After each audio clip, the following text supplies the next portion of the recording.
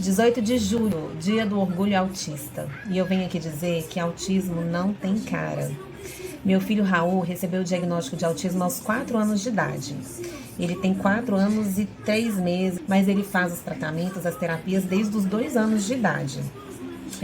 Eu tive sorte porque a gente já fazia acompanhamento com a neuropediatra por outro motivo.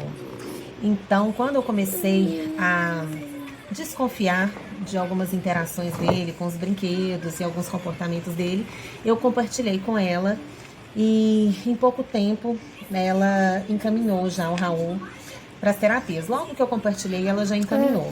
E o Raul é uma criança extremamente comunicativa, é uma criança que olha nos olhos, mas ele tem outros sintomas do autismo. Então, as pessoas acham, em sua maioria, ainda que autista não olha nos olhos e não sabe conversar, não consegue conversar, não consegue se comunicar.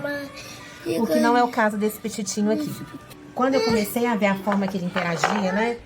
As rodinhas, as fissuras com rodinha. Então, termina de contar.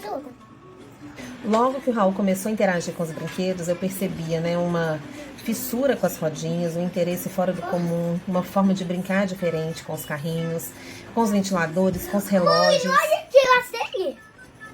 Não tá na hora. Por que não? Só que eu não. Porque tá de noite. Não. E hoje, né, a gente tem conhecimento que o Raul tem hipersensibilidade auditiva, olfativa. Então eu tentava dar uma volta no shopping com ele.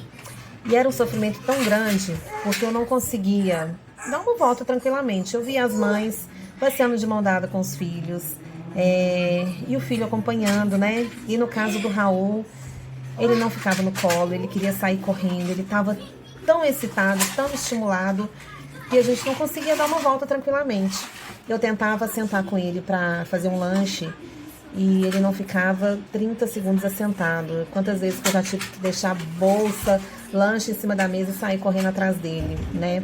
E sempre a gente tem um julgamento, né? O tempo todo, das pessoas olhando e falando assim, cadê o limite?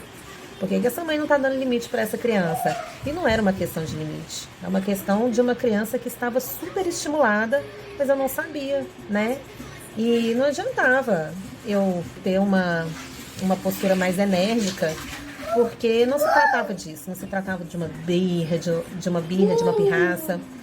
Então, o diagnóstico foi muito importante para poder ter o tratamento adequado, né? Raul sempre teve uma questão da ecolalia, na qual ele repete 50 vezes a mesma coisa. E a questão do hiperfoco também. Então, se ele chega para ver uma pessoa e ele queria muito ver essa pessoa, mas na hora que essa pessoa chega, ele vê de repente uma pulseira. E ele foca nessa pulseira e repete 50 vezes. Pulseira bonita, pulseira bonita, pulseira bonita. Olha, mamãe, pulseira bonita, pulseira. E fica repetindo aquilo constantemente, né? Então, essa é uma questão que, socialmente falando, as crianças ficam muito irritadas com ele. E eu vejo crianças da mesma idade falando, para, Raul, você já falou, né? E eu fico pensando isso num contexto social, numa exclusão social, né? Por outras crianças, principalmente, porque os adultos acham lindo, né? Uma criança tão comunicativa, que fala muito e tal. Mas essas questões sociais, elas são muito importantes de serem tratadas, né? E são só algumas das questões, né, que eu já passei com ele, tirando as questões das interações, né, que tem uma falsa interação, né, onde ele tá ali correndo no meio das crianças, mas ele nunca apresentava uma interação real, né? É a minha vez, é a sua vez, eu te empresto, você me devolve. E era uma falsa interação, então eu tive que ter um olhar bem aguçado para conseguir perceber o autismo no Raul.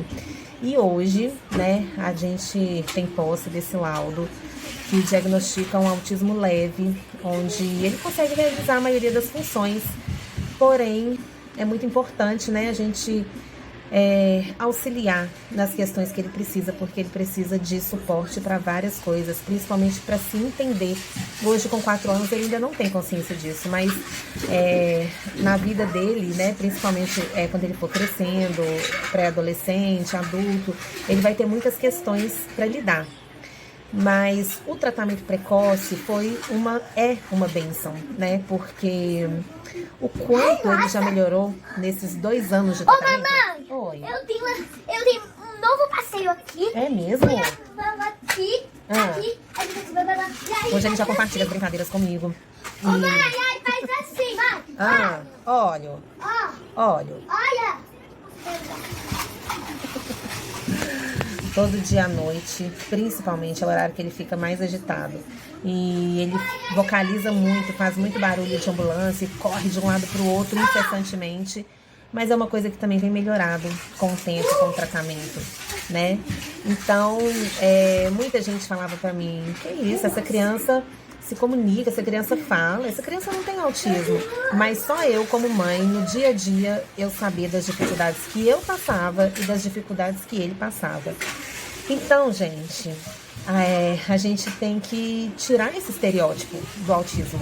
O autismo não tem cara. O autismo, ele é diferente para cada pessoa, né? E Raul tem os sintomas de autismo dele que vão, né, perdurar com ele ao longo da vida, porém, com o tratamento, ele consegue lidar cada vez melhor com todos esses sintomas, né?